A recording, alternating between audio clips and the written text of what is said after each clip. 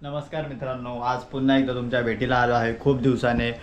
आज आपण चाललो आहोत विलेपार्ल्याच्या शोभायात्रेला, कारण की आपल्याला गिरगावची शोभायात्रा भेटली नाही, कारण की आपण कामावरून लेट सुटलो 9 वाजता आणि आपण 10 वाजता जाणं म्हणजे ते सगळं गोळा करण्यासारखं झालं।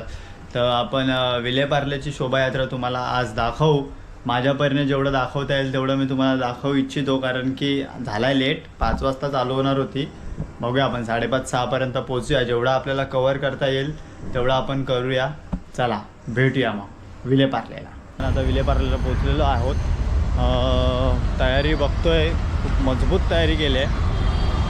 तयारी का बघताच वाटतं फुल धमाल असणार आहे।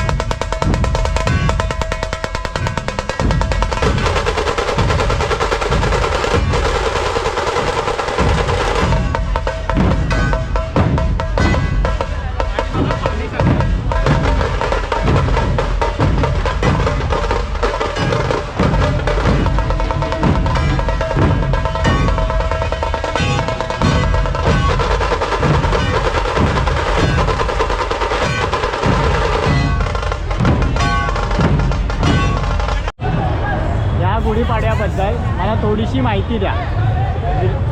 मी पहिला प्रभात फेरी म्हणून शशिकांत पाटकर यांनी सुरुवात केली आणि त्याच्यानंतर ते एवढे वाढीस नेलं, BJPने सगळं एकत्र आणलं आणि 4-5 दिशांमधून ही आमची रॅली सुरू होती। आणि बाकीच्या गुढीपाडवा म्हणजे गुड्यांची रॅली सकाळची निघते आणि विलेपार्ल्याची संध्याकाळी का? कारण सगळी म्हातारी कोतारी सकाळच्या त्या उन्हात नाही उभं राहू शकत। त्यांनी तो विचार केला की सगळीच माणसं येतील आणि हा उत्सव बघतील। घरात पूजा असतात, घरातली कामं असतात, सगळी सकाळी आटपून आम्ही संध्याकाळी फ्री होतो। तू आता बघशील ना तर इथे सगळे जास्तीत जास्त सिनियर सिटीजन उभे असलेले दिसतील। अजून तुमचा रेझिंगचा पहिलाच वर्ष आहे, तर तुमचा एक्सपिरियन्स कसा आहे? म्हणजे तुम्ही अजून खेळला नाही? पहिलाच वर्ष आहे, आता खेळून बघते कसं काय जोशमध्ये। तुम्ही मला नंतरला भेटा, तुमचा एक्सपिरियन्स कसा होता ते मला शेअर करा। तुम्हाला काय वाटतं? मी पण पहिल्यांदाच आहे, त्याच्यामुळे मी पण नंतरच सांगेन। बरं ठीक आहे, थँक्यू। गुढीपाडव्याच्या तुम्हाला सर्वांना हार्दिक शुभेच्छा।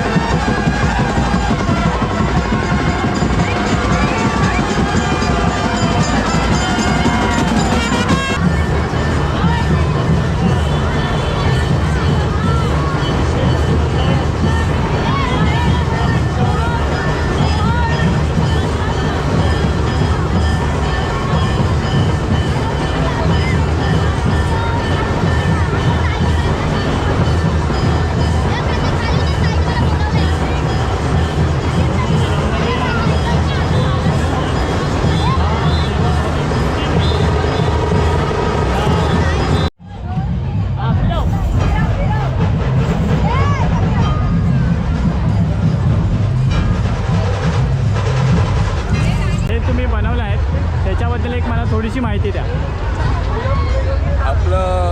आपली ते जनजी आहे आपली पिढी, त्यांना महाराज काय होते आणि महाराजांचं आर्किटेक्चर काय होतं, महाराजांचा इतिहास काय होता हे जाणून घेण्यासाठी आहे ना, प्रेरित करण्यासाठी आम्ही हा छोटासा प्रयत्न केला.